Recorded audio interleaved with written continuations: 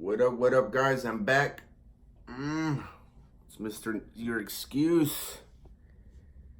Mr. What's Your Excuse? Yeah, baby. We're back at it. With another banger. Here's my prediction. Benavidez, Anthony Dirrell, this weekend, the 28th. You'll probably see this video today. I know I'm a little late. I've been busy. But man, this is going to be a hell of a fight. This weekend, I can't wait, man. This could have been a main event on his own. Anthony Dirrell, the dog baby. David Benavidez, La Bandera Roja. This is going to be a slugfest, man. And, I know I always say, man, it hurts me to try to make predictions because I want both guys to win. But obviously, you could only have one winner. I just love boxing so much, man. You guys have no idea. So let's get right into it, man. So we start out with Anthony Dirrell. He's 33-1, 24 KOs. I think out of the two of them, Anthony has, the more experience. He's the more experienced fighter. He's 34, from Flint, Michigan. So, he's got that dog in him. He's had some good fights, man. He's got a good resume. He fought Bika twice back in 2013 and 14. That's when he got that draw, and then they went and fought again the following year. He got the split decision and got that WBC belt. Then he lost that to Battle Jack. That was still a good fight. Fought Marco Antonio Rubio. That's respectable. Caleb Truax. Then, he had Dennis Duggan, which is going to be your measuring stick, okay? So, Dirrell fought Duggan 2017.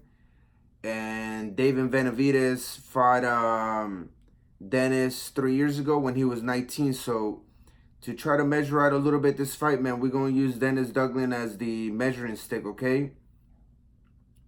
Dirrell got that. He got that decision after the referee called a headbutt. I'm not there, I'm not really looking at it. I don't know what he really saw, but they went to scorecards, and Anthony Dirrell got that decision from the scorecards. When David Benavidez fought him when he was 19, he gave Dennis Duggan everything he could handle, man. He ended up getting a TKO. The referee stopped him in the 10th round. Yeah, 10th round, the last round. But from what I recall from the fight, man, already from the 7th round, man, Dennis was ready to go. So if we use those two fights as a measuring stick, we obviously know that Benavidez, he could pack a punch, he could bang. The kid was only 19. He's only going to get better. He's 22.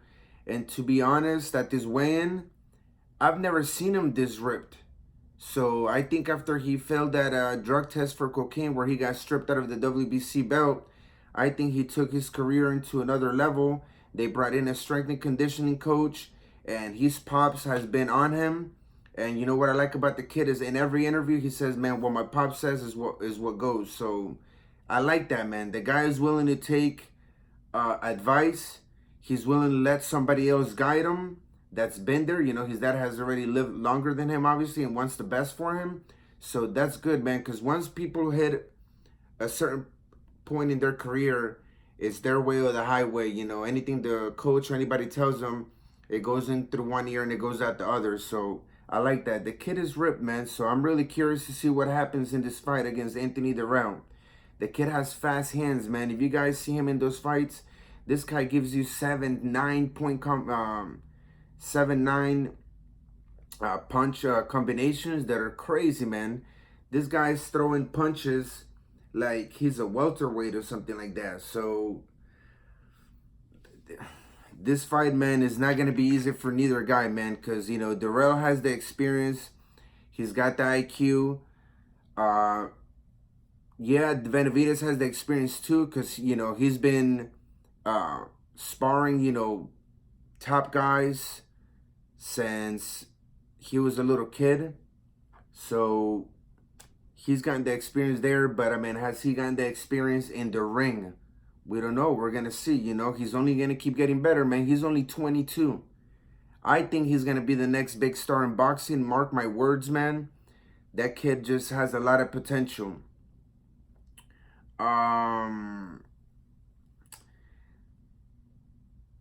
Let's see what happens today when, we're going to see if Dirrell's chin could hold.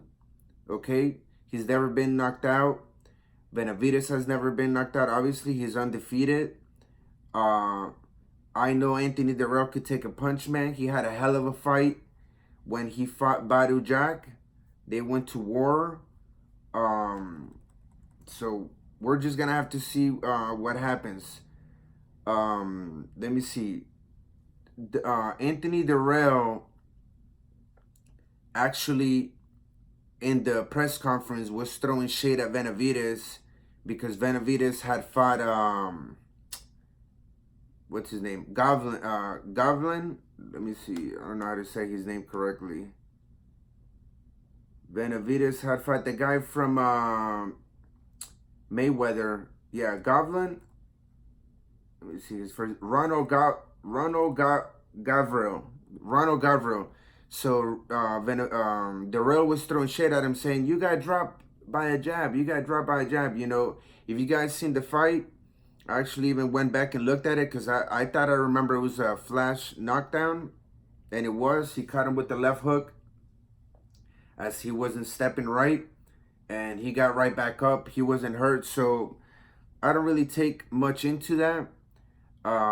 Either way, we all know, man, that when you're doing good, man, people don't want to see you come up. People don't want to see you do good, man. If you guys go and look at the fight and you look at the videos right when the fight ends and they were putting the cameras on Floyd, Badou Jack, Espinosa, the guy from Showtime, and Luis Cuba de Arias, they were like, making faces saying, "Oh, this was a robbery. This was a robbery." I mean, Benavidez is going to have a lot to overcome in his career because we know that in those divisions, they're not going to want a Latino or a Mexican-American to come up, okay?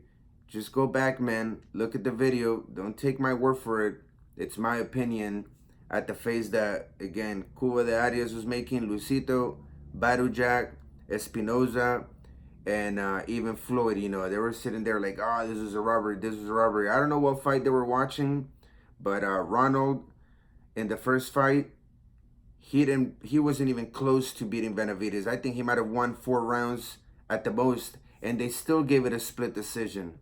Okay, this is what happens with those judges, man. You don't know what they're watching. Just like that fight with Floyd and Canelo, it was a split decision. What were these judges watching? How do they give Canelo? How did one judge see Canelo winning? So that's just mind-boggling, man. So a lot of these guys, man, these boxers, when they don't have, the business side of boxing on their side, they basically need to go in there and knock people out. Otherwise, if they leave it in the judges' hands, you know what's going to happen, man. They're going to try to get them, they're going to try to rob them. This fight, man, are we going to have the more experienced fighter, take this? Or are we going to have the up-and-coming young lion? I want to call him the smile assassin because this guy is just all smiles, man. And, I'm glad they kept it friendly and all that. But I know there's just going to go to war tonight. But, man, Benavidez is a smile assassin, man. That guy just all smiles, bro. But that guy is a killer. That guy is a killer. So are we going to have the young buck, up-and-coming, smile assassin, 22 years old, taking on the dog, 34 years old? Age is just a number. But he's had the bigger fights. He's had the biggest experience. Let me know down below, man, who you guys think is going to take it personally. And I really don't want to, say it because, man, I could connect with Anthony Dirrell, man. He overcame cancer. He had a motorcycle accident just like me, man. If you guys don't know, look, I had to get amputated from a motorcycle accident I had. So, I have connections, not connections with it, but, I know where he's coming from, man, overcoming a lot. I've actually met him in some of the amateur fights down here in South Florida, and the him and his brother, man, and his family, very nice people, man, very humble. So it's hard for me to make this prediction, and I don't want to put my emotions in the middle of it, but I believe. I don't believe. I think if you had to put a gun to my head, I think that, man, I think that Benavidez could possibly knock him out if he throws one of those 7-punch combinations and the punches just keep adding on. I think it might be either a KO or a TKO, or where the towel just gets thrown because he's taking too much punishment. I don't know, man, because the problem with Benavidez is that he's big, man. He's 6'2", he's big, he hasn't even grown into his man body, and he's got that much power. So we just have to go and see, man. If Dirrell could also outbox him, move around. So I don't know, man. I'm on a fence. I'm still gonna lean a little bit towards Benavidez because Benavidez is a pressure fighter. Excuse me, but not only is he a pressure fighter where he just pressures you, but he also makes you pay when he pressures you. He knows how to box. He goes to the body with that left. If you try to tie him up, man, just watch his fights. He throws uppers like there's no tomorrow, and he doesn't let you clinch him. Once you clinch him, he's still throwing while you're clinching. So this is gonna be a dark fight, man. However you see it, if Dirrell wants to box him, I know Benavidez will box him, and he will still pressure him. The question is, can Dirrell go punch to punch? We don't know, man. Is Dirrell gonna set him up and catch him coming in? Because Benavidez does get hit a little bit too much sometimes, because he wants to make it a war in there. We don't know. I'm thinking Benavidez may catch him with a left to the body. I don't know, man. Let the best man win. Let me know down below what you guys think about this fight. Who you guys think is gonna win? This is a hell of a pay-per-view, man. Dirrell Benavidez, Errol Showtime Porter. Then we got John Molina and Josecito Lopez. Ooh, baby, I got the popcorn ready. I'm out, baby. Yeah.